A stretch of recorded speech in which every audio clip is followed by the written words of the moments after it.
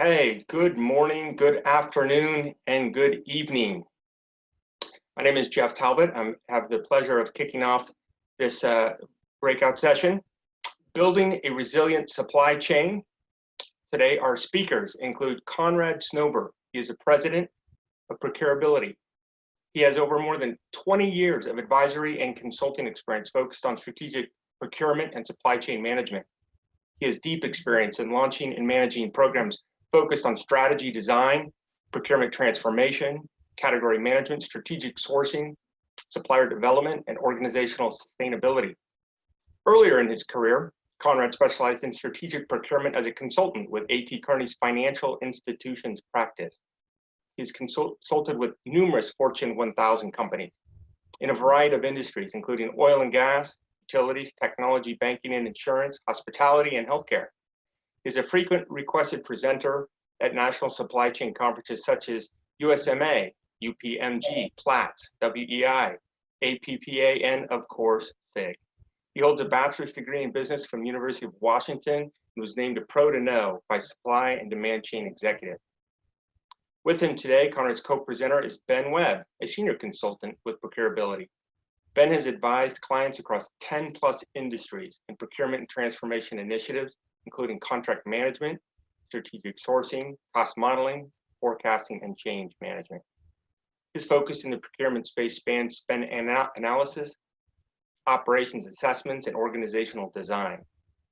Please remember to enter your questions in the Q&A chat at the bottom, which we address at the end of the presentation. Thank you and welcome. Thanks for the introduction. Hi, everyone. Thanks for joining us today. Thanks to SIG for pivoting so quickly and creating this virtual platform for us to engage with colleagues and friends. This should be fun. Looking forward to chatting. Today, we're presenting on the topic of building a resilient supply chain. I'm going to start off quickly with the story of two companies. These are real stories over the last 6 weeks. A prepared company and a slow company. The prepared company, when faced with this crisis, immediately demobilized their offices, then immediately mobilized an incident command center, focused on helping employees, customers, and suppliers. They ramped up their procurement resource team in anticipation of the need to solve security supply issues and to pursue value opportunities through sourcing. They saw immediate results on both fronts and just recently pivoted resource assignments further and ramped up again to expand programs. So they're well prepared to handle the pent-up demand that many companies are anticipating is about to hit them very hard in the next month or two with work that needs to get done that's been tabled until now. I'm going to contrast that story now and that example with the slow company. So the slow company, in contrast, was slow to respond to their governor's orders and adapt to work from home. This was actually met with much confusion and concern and frustration from their employees. Their employees felt exposed and scared. Suppliers were unclear on protocols.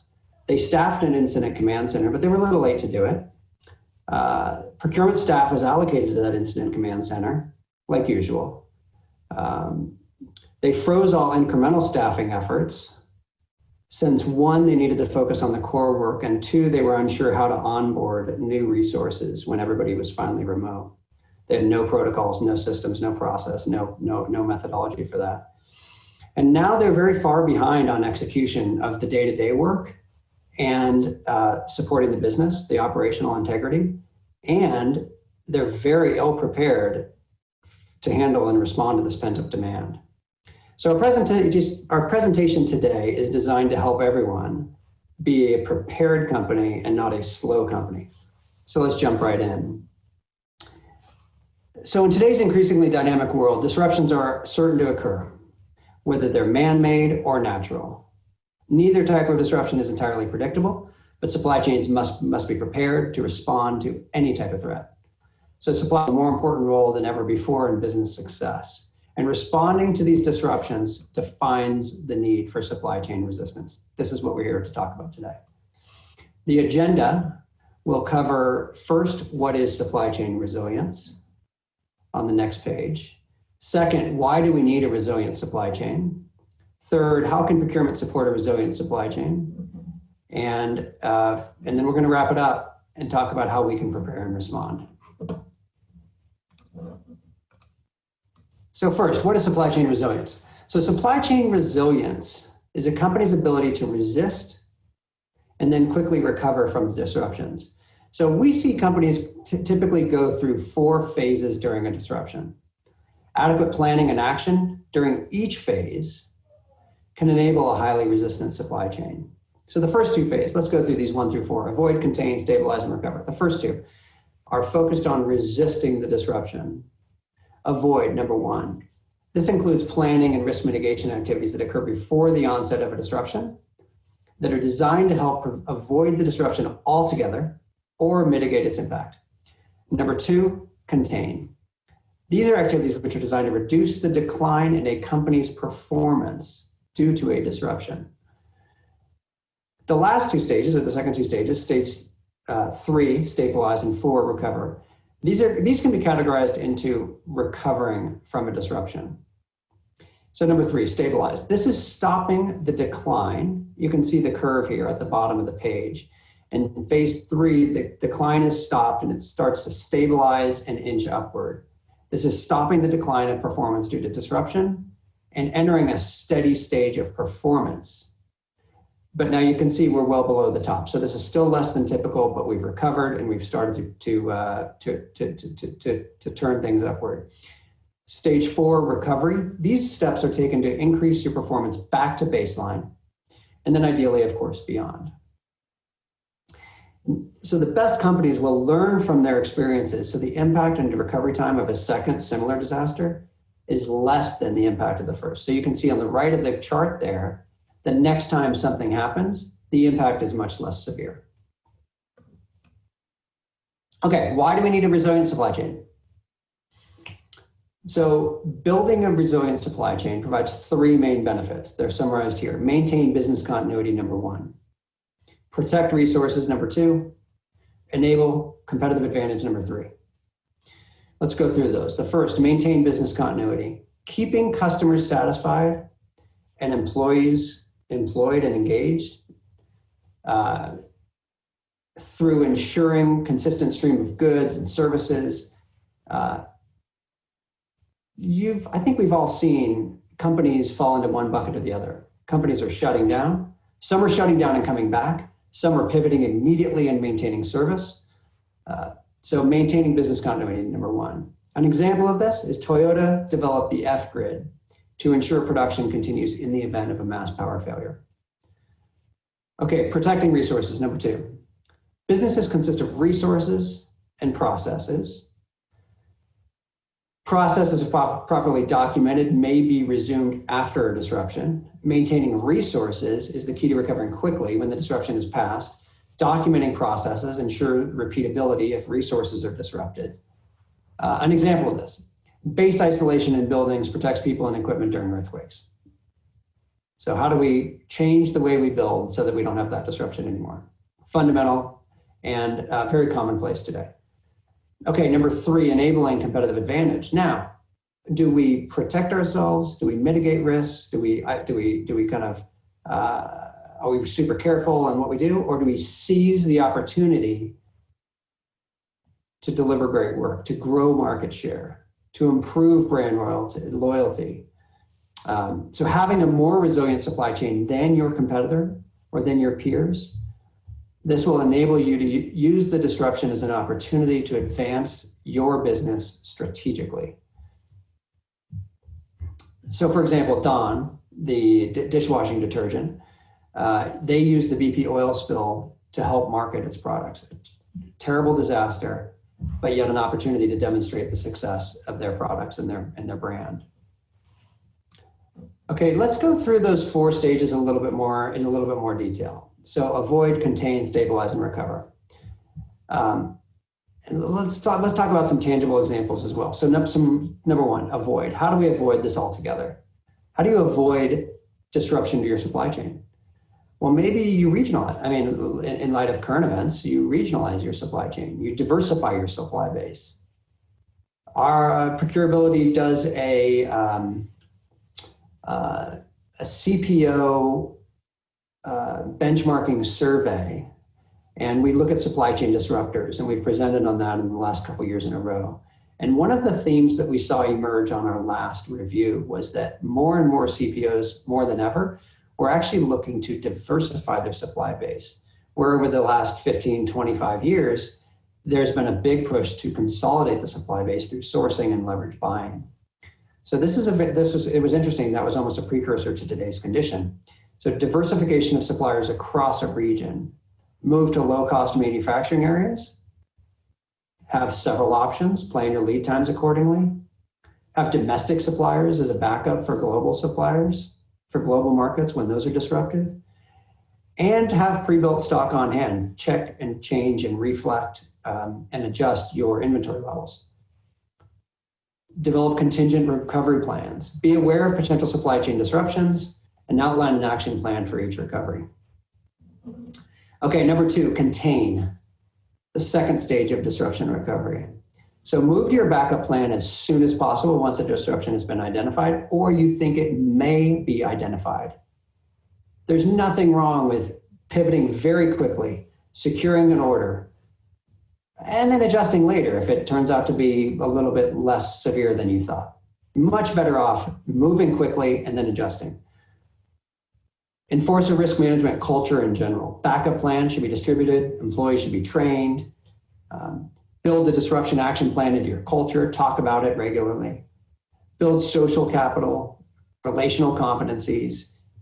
Develop effective communication, trust, and information sharing, not only among your supply chain team, but also with your suppliers. Share inventory visibility across all of your business units, across all of your portfolio companies, between you and your supply base, so you understand what to do in case of disruption. Those are all ideas on how to contain. Number 3, stabilize. What can we do to help stabilize? What do we do once we've sort of mitigated the risk and we're ready to start stabilizing operations? Number 1, supplier collaboration. This is where you start to work with more and more backup suppliers to bring production levels as close to normal as you can.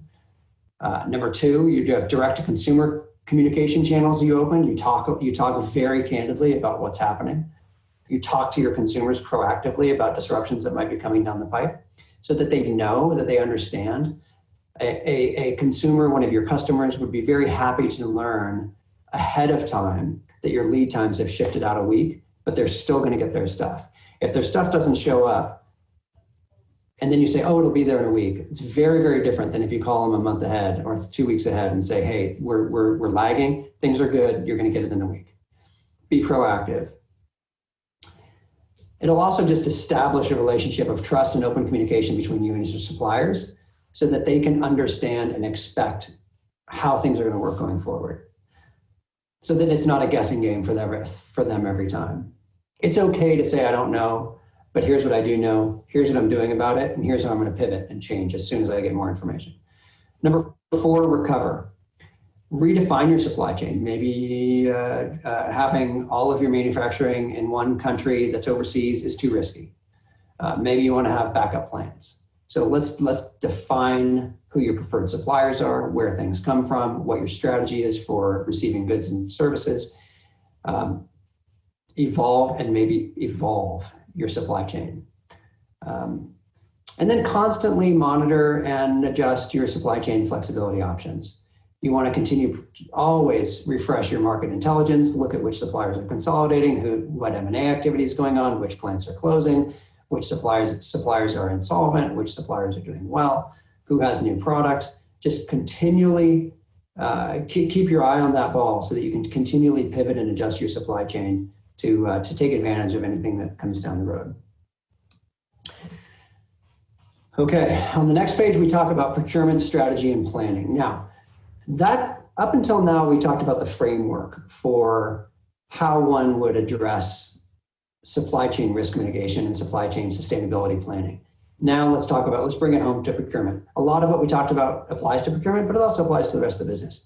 Let's bring it home to procurement.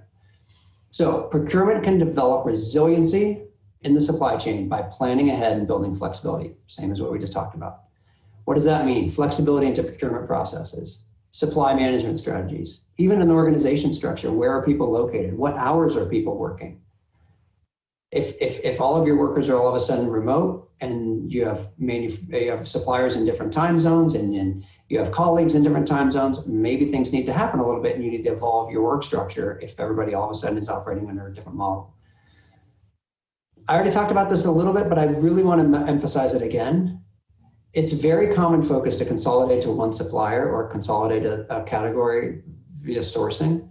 And in times of crisis, this obviously exposes you to risk if there's a problem with that supplier. So you need to have backup plans, contingency plans, secondary suppliers, diverse geographies, things like that. If your company relies on a group of suppliers, maintain a relationship with each of them. Failure with any one could have catastrophic impacts. But what if you have 5 and the other 4 collectively are able to fill that gap or mitigate that risk? You're much, much better off. A quick case study, inadequate monitoring of its supply base almost cost Land Rover its business.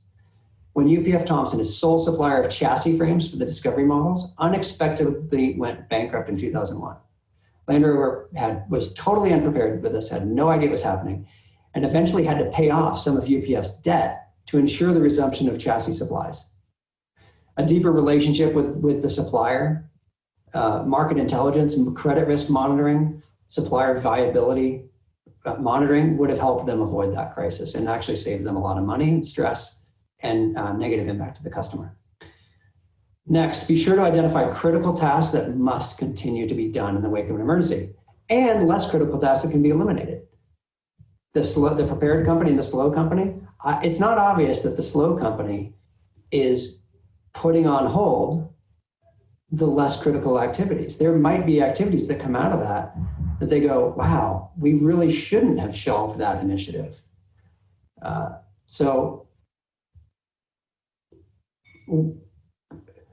Consistently work on developing the criticality of tasks. Prioritization of initiatives is the best way to put it. And then document the procedures for all those tasks. Make sure the staff members are trained. You can easily cross-train, fill people in, etc. Scenario planning, the last one, where you want to leverage scenario planning to plan ahead and identify critical risks, develop predetermined approaches to address those risks. This forward thinking will pay off in uncertain times. And not just so that you're ready and you have steps 1 through 5 or whatever that you're going to go through, but that your team is accustomed to the mindset and the approach of working through scenarios and actually changing approaches and reallocating supply awards and looking for alternative sources of supply. And once the team adopts that mindset, it'll be much easier to execute. So now I'm going to turn it over to my colleague, Ben, who's going to walk through and tell you a little bit more about that scenario planning to kick it off. Yeah, thanks, Conrad. So Conrad, you did a really great job of giving us an overview of the supply chain resilience framework. And now what I'm going to do is take a double click into each one of the pieces of the framework: avoid, contain, stabilize, and recover, and give some lower level strategies that each of you in the audience may be able to take home with you and implement in your own organizations. So we have a little marker in the upper right hand corner of the slide to show you which part of the framework we're talking about. So most of the strategies that we'll talk about over the next couple of slides have to do with the avoid piece of the supply chain resilience framework, because that's where you should really be spending most of your time, is strategically planning for these events to occur. Because when you're acting and you're in the stage of recovery, you should be acting on plans that are already in place. And one of the best tools that we see our clients use today is scenario planning that Conrad was just talking about. And this should be something that's going on an ongoing basis in your organization, is taking a look into recent global occurrences or what might be coming down the pipeline and trying to figure out which disruptions could potentially affect my supply chain and what areas of my supply chain are going to be the most highly impacted. And so what we've done is we've laid out a 4-step process on this slide to follow to plan for these different risk scenarios. And the first part of that process is to identify and prioritize those risks before they come at you. And these risks that you're prioritizing are the ones that should be the main focus of your time as you're planning. And we love to use quantitative ways to prioritize both the business impact and the likelihood of the event occurring. So business impact you could measure in lost profits. If you're a manufacturer, you could measure it in the number of widgets that you're bringing in that are going to be lost through the disruption. And likelihood of occurrence could be the landmass that's affected in your geographies.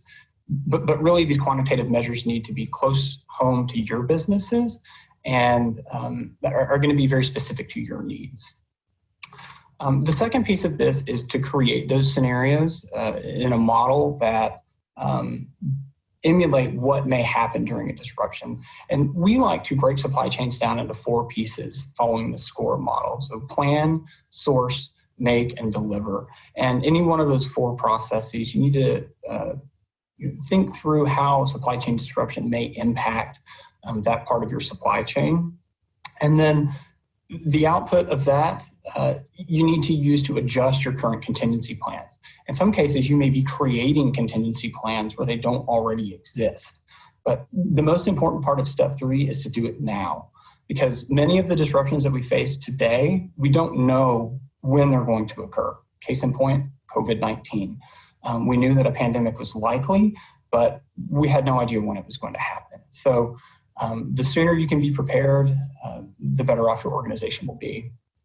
And then the last piece of scenario planning is being able to monitor the signals which indicate whether a disruption is occurring or is about to occur.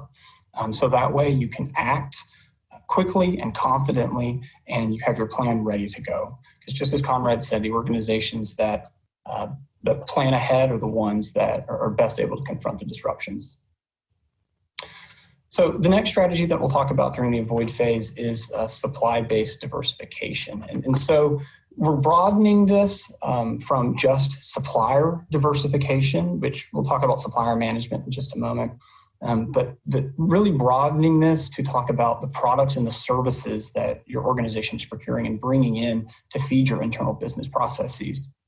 And we look at this in 4 buckets. So the first one is geographic diversity. Conrad mentioned earlier, you may not want to have all of your manufacturers in Asia, because as we'll see in a case study later, typhoon season there it's pretty heavy during the summer months. And having everybody in one location may be disrupted all at one time. It may cause a massive disruption to your supply chains. Channel diversity, so you may want to look at buying through different types of suppliers, so bucketing them into distributors or wholesalers. And we see this a lot with some of our utility clients, especially our water utility clients, and buying specific types of valves that go in their underground construction. They have very close relationships with both the manufacturer and distributors. They have master material distributors where they buy most of their materials. But in the case that one of their distributors is disrupted for some reason, they run out of stock due to mismanagement, or their warehouse catches on fire, they have really close relationships with the manufacturers where they can buy directly from them in times of need. Following with that example of the underground distribution valves, we've also advised some of our water utility clients to consider material substitutes. So speccing the same type of valve with different suppliers. So in the case that something happens to one of their suppliers in that supply chain, they have a different type of valve that they can use in place. So the first 3 strategies are very good for handling more strategic buys, typically your services and your strategic products. But the B2B exchanges is very good for your more transactional buys. So things like office supplies. B2B exchanges create marketplaces for your company to interact with other companies to buy items online. Price visibility is very high, so you know that what you're paying for is at a market competitive price. And there's lots of information available for you to choose which product you need. So following from supply diversification, you want to manage your suppliers in a very particular way, and you want to be strategic about how you choose which suppliers you build strategic relationships with, because you can't be best friends with everyone. So you want to be able to segment your supply base and pick those suppliers that are at critical points in your supply chain and really build strong contractual relationships with them, so that way you can support one another during times of need. The quadrant on the left under supplier segmentation shows an exercise that we love to walk through with our clients. And that helps them determine which of those suppliers that they should invest in strategic relationships with. It's very similar to the Kralik matrix, where you're bucketing your categories, but you're applying it to your supply base. So again, using quantitative methods to apply both to the y-axis and the x-axis. Business criticality, you're going to be using things like how much is your spend with that supplier? How many widgets do you purchase from that supplier out of the total number that you need? How complex is the supply market? Is there just one of those suppliers, or are there 10 of them? And then on the mutual interest side, on the x-axis, you're really gauging power dynamics between you and that supplier, widget or service. Then they'll be in the upper right-hand corner of this matrix. And so we want to engage that supplier in a particular way, and do things like optimizing your contract language, so that way the party who's more capable of bearing risk can bear risk during a disruption. So think of it in terms of, if you're a large customer and you have a small supplier and you need to stockpile a safety stock, you may want to take on the responsibility for purchasing that safety stock and storing it, because it may be burdensome to a smaller supplier whose revenue is less than $50 million. And then do other things like engaging in collaborative scenario planning. So what we were talking about a couple of slides ago, if you have a highly critical supplier, bring them into that process and work with them to identify parts of their supply chain that may need strengthening, and going insofar as to monitor your tier 2 suppliers and talk to your tier 2 suppliers, just to make sure that nothing breaks down during the time of the disruption. So moving out of the avoid phase and talking about the contain and stabilize phase, is really all about how procurement acts during a disruption. So we bucket this really into two parts. You've got before the disruption and then during the disruption. And before the disruption, procurement is acting in a very strategic way. You're building category strategies, you're running RFPs, you're networking with new suppliers, and you're really trying to do things that are going to set you up for future success. But when a disruption occurs, businesses need to go into action mode and make sure that the business has the items and the services that they need in order to serve your end customers. That's procurement's job. So procurement needs to shift its focus from developing category plans to cutting POs, finding new suppliers, and doing things like reallocating your resources. So we're stepping into the box on the bottom of the slide. You may have category managers or people in more strategic positions in your procurement organization that are now cutting POs or calling suppliers to find hand sanitizer, trying to find masks to keep your employees safe. So, along with reallocating your internal resources, the next three bullets have to do with cutting red tape. Putting out a communication plan to the business to ensure that they understand which red tape you're cutting is very important, because you need to be able to process your POs as quickly as you can and get supplies to the business. So doing things like lowering your approval limits and suspending some of the requirements that may be placed on your procurement team will help them bring that material and those services into the organization much more quickly.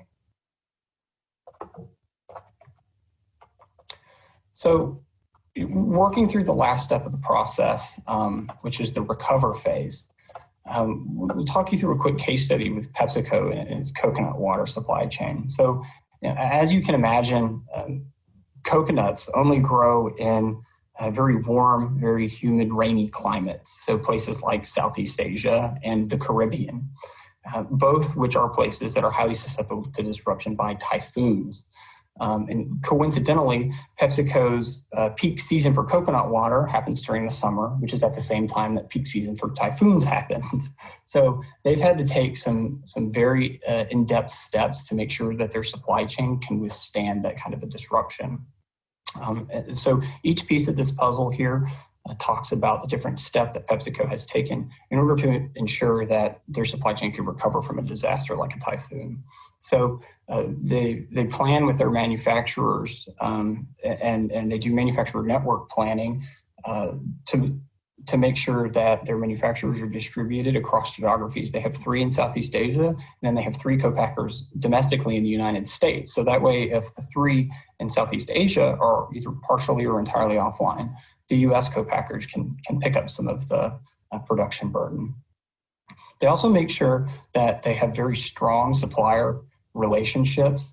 They have a single point of contact on site at each one of their suppliers who's responsible for delivering both daily updates of which SKUs were produced and weekly updates detailing how many SKUs were produced and what their production volumes were. So they engage their suppliers on both a daily and a weekly basis. They also plan their labor and their production schedules around weekends and local holidays to make sure that they're being respectful of local customs. They also engage in strategic production planning. So they make sure that they have enough safety stock to cover themselves during the summer months. So they typically plan with their suppliers to have about 20 weeks worth of inventory, which could cover them over the 20-week long summer in the case of an outage. And then the last piece is that they invest very heavily in brand loyalty to ensure that their customers can withstand any supply shortages that may result from a disruption. Conrad touched on this a little bit earlier. And I think it's even more important with a commoditized product like coconut water, right? Keeping your consumer base happy, because if you go to the shelf and they're out of PepsiCo coconut water, it's very easy to look right next door and go for the Coca-Cola coconut water. So Pepsi does things like featuring the fair trade and their non-GMO certifications directly on their labels to align with their consumer markets. So PepsiCo's done a lot of great work to ensure that they have a resilient supply chain. So now that we've taken a look through each of the various strategies that you can employ, I'll let Conrad sum it up for us and take us through the end. Thanks, Ben. To summarize, we had this framework that we reviewed as a group here. Started out with avoid, contain, stabilize, and recover. And, basically that can all be summarized with these 3 steps. If you take these 3 steps and then you deploy that framework as well, you'll be much better off. So plan ahead, act quickly, and then adjust as needed. Plan ahead, act quickly, and adjust as needed. Summarize those 3 real quick. Plan ahead, be thoughtful in preparing for a disruption. Plan for highly likely scenarios, discuss the outliers, ensure your suppliers are dispersed geographically, your supply base is diversified across multiple channels or across multiple suppliers. Build strong relationships with your suppliers so that they can support you and one another in times of need. Number 2, act quickly. So upon the first indication of a disruption, this is where companies fall short. This is the fundamental difference between the prepared company and the slow company. Act quickly. Upon the first indication of a disruption, enact your preparation plan. The sooner you act, the greater the chances that you'll be able to mitigate the impact of that disruption. Remember, there's a time for strategy and a time for acting. Delay your strategic activities and focus on responding to the present need. Ben gave an example of that where the procurement organization needs to pivot away from strategic activities and focus on operational activities. to make sure that the supplies show up, to make sure that the suppliers and the contractors are enabled and able to do their work. Number 3, adjust as needed. We're not going to get it right every time. You're not going to act quickly and hit the bullseye every time. So be sure you're ready to adjust as needed. Oh, we didn't need to buy as many from there. We need to buy from here. Boom, make the change. But almost without exception, it is better to over-prepare and overreact than it is to do the opposite, to under-prepare and underreact. The potential downside of under-preparing usually outweighs the cost to overreact to a disruption. So this is our soapbox. Plan ahead, act quickly, and adjust as needed. Don't plan ahead, move cautiously, be trepidatious, have trepidation in your actions, and then overly and too confidently commit to a strategy. Plan ahead, act quickly, and adjust as needed. So hopefully that was helpful for everybody. I think supply chain resilience is a big topic that's very relevant for all of us today. We certainly are spending a tremendous amount of time and energy on our team, helping companies figure this stuff out. So thank you again to all of you for listening, and thank you to SIG for giving us this opportunity to share this perspective, and welcome any discussion now. Thanks, guys. That was a great session. So we do have some questions that are coming in. If you look in the bottom there in the Q&A, you can see them. Folks, go ahead and type the questions in. If we can't get through all the questions in the remaining time, we'll be sure and send those out later. So you want to take the first one. You have four stages of disruption recovery. Yeah. Do you think it's worth adding a 5th? At the beginning, entitled "Prepare to Avoid Sounds"? Yeah, Jeff, if it works for you, Ben and I will just work through these. We'll read Perfect. the question, Absolutely, and then we'll just have a quick, very short discussion on the response. So Excellent. the first one goes back to the 4 stages of disruption recovery. It says you have 4 stages of disruption recovery. Do you think it's worth adding a 5th at the beginning entitled "Prepare," since avoid sounds more reactive than proactive, but maybe that's just semantics. I think it is semantics. The intent with phase 1 is that you prepare, you put strategies in place with contingency planning, you do scenario planning, and you think very thoughtfully about how to set yourself up from a strategic perspective so that the disruption does not impact you.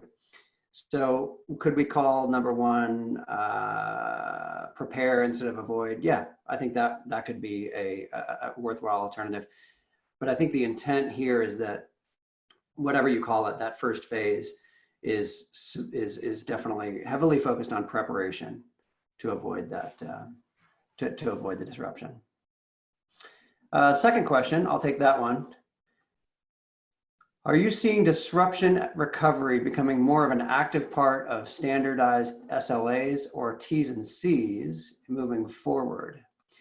You know, we're seeing a couple different things. Let me rattle off a couple examples that we're seeing from our clients and share that here. Obviously, this is emerging. So this is very real time and relevant for today's discussion. But this might change in 3 months, 6 months, a year. We expect continued evolution in this space. So in general, we don't think that many companies have really had time to stop and take a breath and think about that aspect of risk management yet. And I think that's what our session here is intended to promote, to encourage companies to say, okay, wait a minute, what do we need to think about, and almost take notes. You know those meetings you're in when you have a very specific agenda, but then somebody comes up with a really good idea that you don't want to lose, but you don't want to disrupt the agenda for the day. You write that item down in a parking lot or on a list somewhere to make sure that you don't lose it. This is exactly what we need to be doing right now, writing these things down on that list so that we can come back to them very soon, even immediately if we're able to but so that we don't lose them. And we're seeing a lot of companies still in the scramble phase. We're also experiencing many companies preparing for the emergence and preparing to address the pent-up demand that being sort of on hold or working remotely or having operations shut down, the pent-up demand that's created. They see this big surge in work coming out of the reemergence plan. We are, on the other hand, so I'm going to contrast, give you two contrasting examples in this response. We are seeing one of our customers is adding a clause to their most strategic contracts to allow either party to terminate in 30 days if impacted by an epidemic or a pandemic, so that nobody is hurt unnecessarily. I think what we're really seeing is and you'll probably hear us talk about this a little bit more in some of these other questions as I look down this list. There are two types of suppliers. There's a supplier that pivots and helps and mobilizes and does whatever it takes to help. And then there's the supplier that doesn't. And we're seeing a dramatic shift in business from the latter to the former. The suppliers who are showing up and demonstrating alignment are being rewarded with more work to them. Okay, the next question, Ben, I think you want to take this one? Sure. So the next question that we were looking at here says slide 8. You talked about flexibility with procurement process, supply management, and structure. Does that include more collaboration and communication with the internal end users or business units within the company? And our answer to that is absolutely. Both of those. It's absolutely critical to communicate and over communicate with your stakeholders in the business.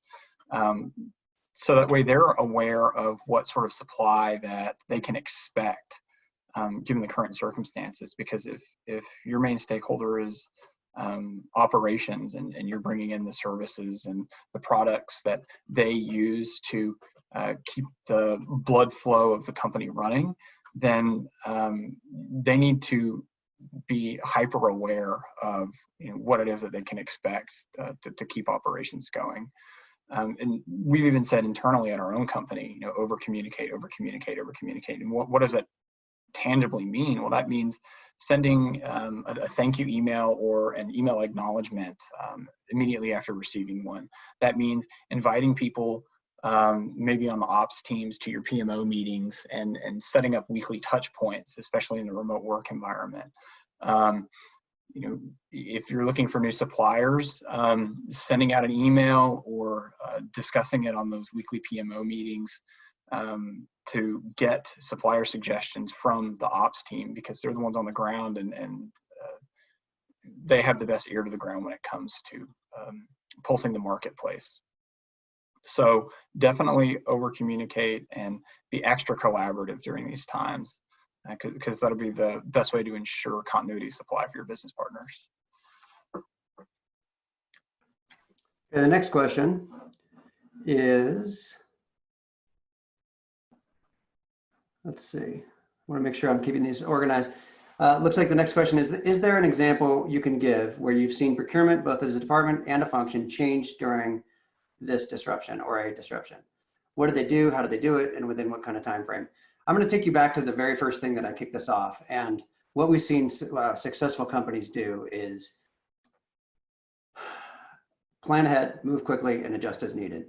So bringing that back to a real example, incident command center, staffing the incident command center with supply chain, materials, purchasing, operations, production, all the relevant parties that need to be involved, quickly identifying tasks and responsibilities for everybody, backfilling those roles so that the business can maintain and operate, identifying that this is not a time for egos, this is not a time for strategy, this is a time for getting work done, whatever that takes. We've had senior people, sometimes it's ineffective immediately, but then we adjust. We've had senior people calling hotels to make arrangements for workers in an emergency. because that's what needed to be done at 10 o'clock at night on a Friday, and that's who was available to do the work. So the big theme is you just do whatever it takes. Then you figure out, well, okay, that's probably not the right use of resources, and let's reallocate from there.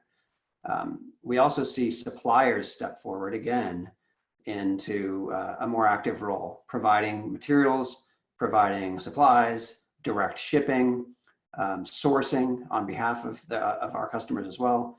So I would say it's twofold there: mobilizing and allocating internal resources, and then ensuring backfill support so that the business is not impacted. And number two, leaning on the supply base to see what they can do. Ben, you want to take the next one? Sure.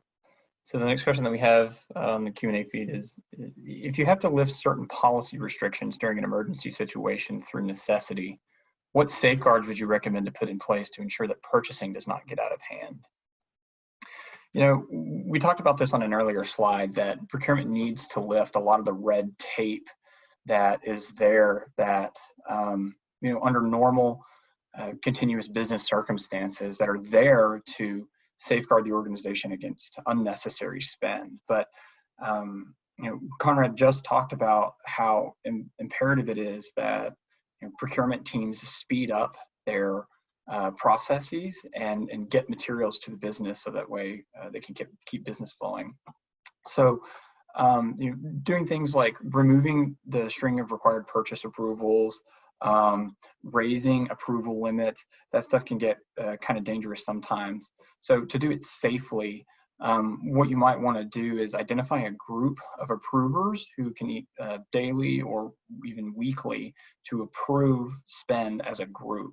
And so, you know, maybe they're sitting in a call for an hour every day and they're reviewing purchase requests and they're sending approvals. And you know, this group of people could be as high as your VP or your SVP as needed, right? So you can bring them in or and push them out of the meeting as the levels of the PRs require. And the cadence of the meetings can be consistent with the business needs, right? If it's daily, if it's weekly, if it's, you know, every 30 minutes, just depending on how quickly those PRs are coming through. And then after the event, you know, what we would recommend doing is bringing in an auditor to audit the invoices, the POs, and the goods receipts to make sure that all of the spend was actually spent and that it was necessary for business needs. So I'll take the next question too. So it says, in the fourth step of scenario planning, what types of signals do you monitor to sense if a disruption is occurring? And do you give them a weighted score to prioritize each one?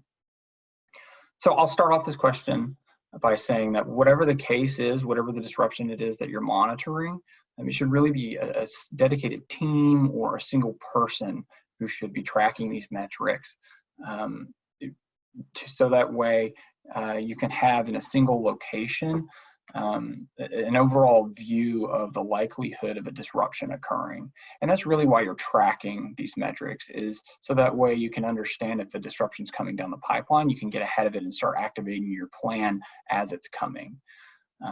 And the metrics that the teams are tracking really depend on the disruption that's likely to occur. If it's a natural disaster of some sort, let's say a hurricane, you could be tracking weather patterns, you could be you know, subscribed to a weather service and watching radar pulls, or you might want to monitor seismic activity on a Richter scale if it's an earthquake that you're worried about. For other types of man-made disruptions, you know, you could track political events like elections or independence movements, or if it's something more along the lines of a financial disruption, a market disruption, you could track financial metrics like the treasury bond yields or other economic indicators. Very good. On the next question, what are the most significant, what are the most common or significant supply problems you've seen in our current situation? And what have companies done about it, either successfully or unsuccessfully? The learning possibility from the last word of my question is important to in my view, because as Edison said, results. Why, man, I've gotten a lot of results. I know several thousand things that won't work. I think that's a fun quote. Thanks for sharing that. Good questions. So what we've seen let me talk about the first. It's pretty interesting. I had a conversation last week with a client who was sharing his surprise at the challenge they faced with consumables. And I think we all, let me come back to consumables and share, after I share first, I think the experience that we all would predict and are familiar with on PPE, personal protective equipment. PPE is by far the most common. We personally had some firsthand experience working for a client who was supporting the city of New York.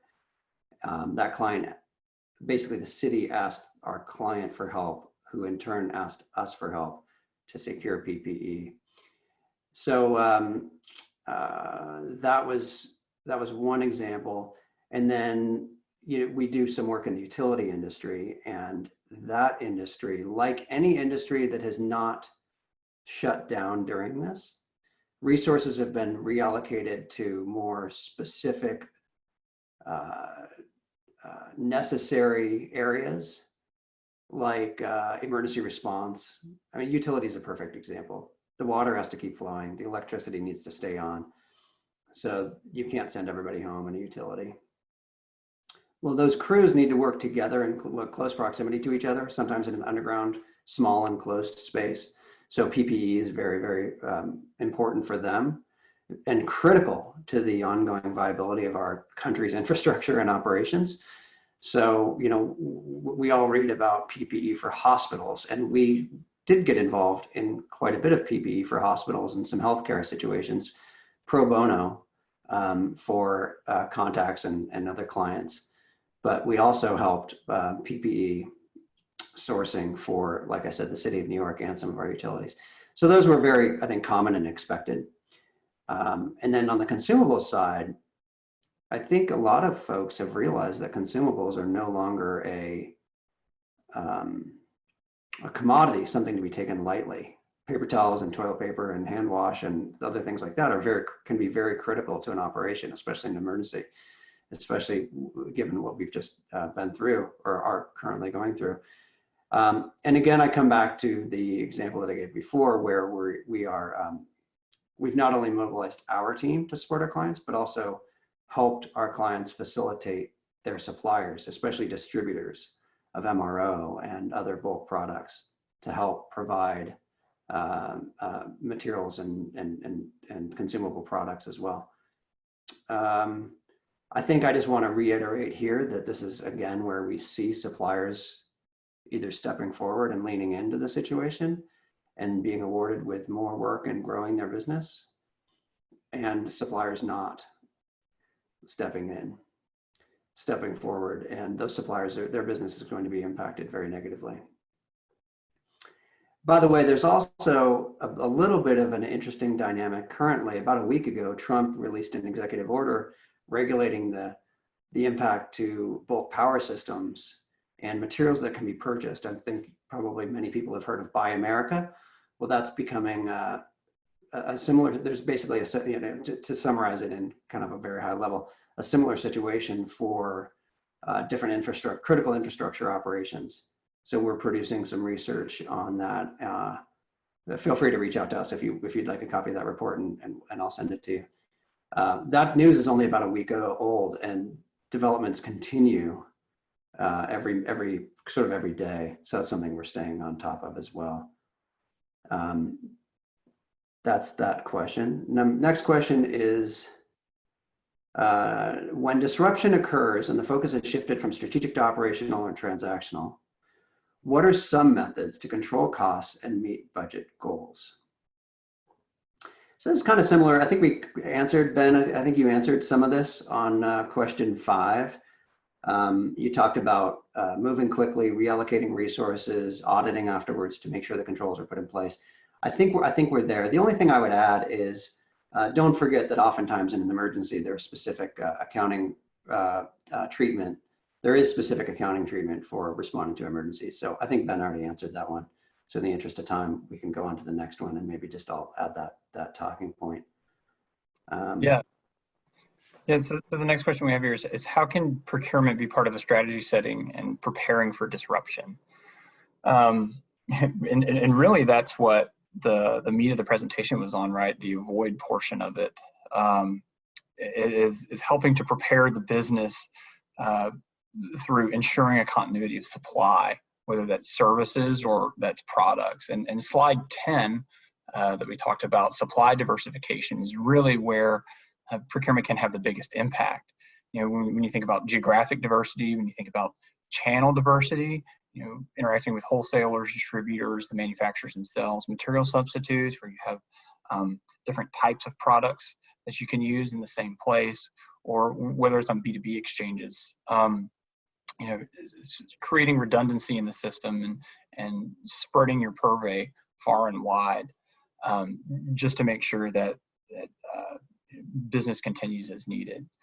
And you know, there's always the concept of procurement needing to have a seat at the table. So, you know, even being a part of strategic planning teams and being part of the scenario planning process in your broader supply chain organization, having a member at the table to speak for procurement and to take away those lessons learned and the action items for the procurement team, so that way you can disseminate those to your strategic sourcing organizations, to your category managers, to make sure that everybody is informed and well aware of what the rest of the supply chain organization would do during different scenarios. So, you know, perhaps identify a member, a liaison to be a part of that risk planning and risk management process. Very good. I think that's all the questions we have. 9 questions. Very good questions. Appreciate the involvement, the active involvement, the participation with the group. I wasn't sure how a virtual presentation would go, but I will say from my perspective, this greatly exceeded expectations with the amount of questions. Unfortunately, the dialogue is not really a dialogue. It's submitting questions and responding, and it's a great way to do it. Of course, I miss seeing you all face to face like we normally would in a SIG conference, but thanks for jumping in and participating here in this forum. I believe that wraps up our session for today. I'll turn it over here to Jeff. Jeff, if you want to do any next steps or action items for any of us. Yes, I appreciate it. Really great session. So folks, remember to fill out evaluations, please. Also, remember this will be available on demand tomorrow, so you can share it with your teams or other folks. It'll also be available in the SRC Resource Center going forward. So thank you very much. We have a 15-minute break, and be sure and go to the Innovation Hall. You could probably find Conrad and Ben to chat direct with as well. All right, thank you.